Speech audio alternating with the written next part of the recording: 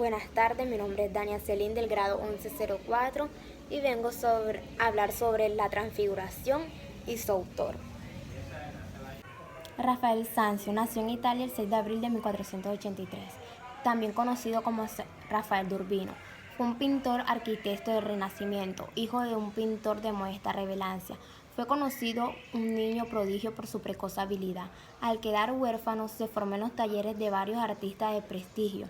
A sus 25 años obtuvo su primer encargo oficial, la decoración de las estancias del Vaticano, donde pintó algunos frescos como la Escuela de Atenas, considerada una de sus obras cumbre. Junto a Miguel Ángel y Leonardo da Vinci formaron el trío de los grandes maestros del periodo. Rafael Sanzio murió el 6 de abril de 1520 a sus 37 años. A pesar de su muerte prematura, dejó una extensa obra en la que gran parte aún se conserva. La mayor parte de su trabajo está alojada en los museos del Vaticano, ya que decoró con frescor las habitaciones reconocidas como las estancias de Rafael. El principal encargo de su carrera quedó sin terminar a causa de su muerte. Fue complementada por ayudantes. Su carrera se dividió de manera natural en 3 fases y 3 estilos.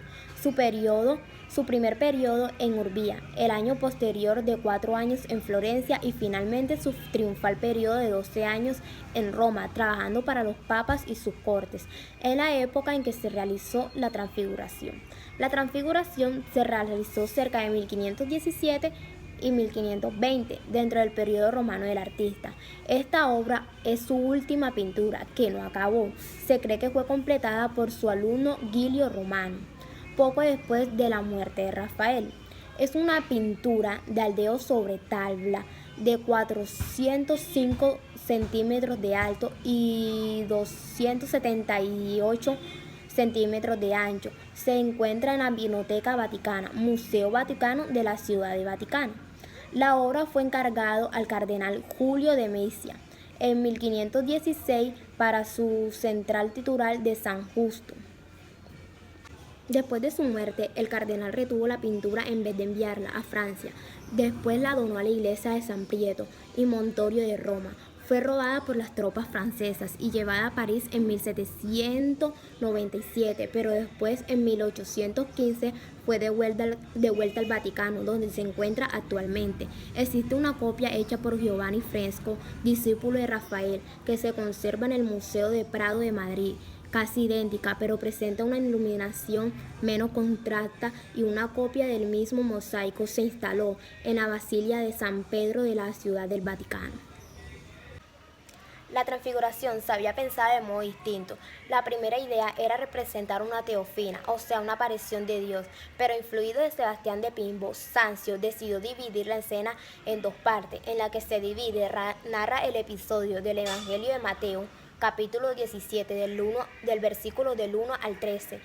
La parte superior de la pintura de la transfiguración muestra a Jesucristo en el monte Tobar, con Cristo transfigurado, flotando entre las nubes suavemente iluminadas, situada entre los profetas Elías y Moisés, con quien está conversando.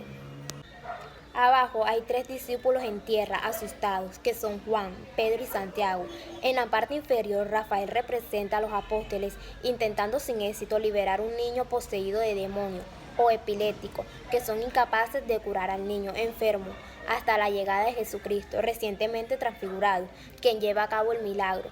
La transfiguración de Rafael prefigura el manierismo como se ve en la parte inferior, pero también anticipa el arte barroco. En el nivel más simple de la pintura se puede interpretar como la representación de Cristo, abajo las debilidades del hombre, la zona celestial de Cristo Redentor, se caracteriza por la fuerza y la simetría y las figuras menos táctiles. Detrás de los colores más claros, en cambio, en la zona inferior, en una escena oscura, caótica, en la que hay fuertes contrastos cromáticos, ambas partes mantienen relaciones, sobre todo la pared rocosa. En la sombra, que también hay figuras entre la pared inferior que apuntan a la parte superior y con las claras diagonales que llevan la mirada hacia arriba. Sobre también hay figuras en la parte inferior que apuntan a superior con claras diagonales que llevan la mirada hacia arriba.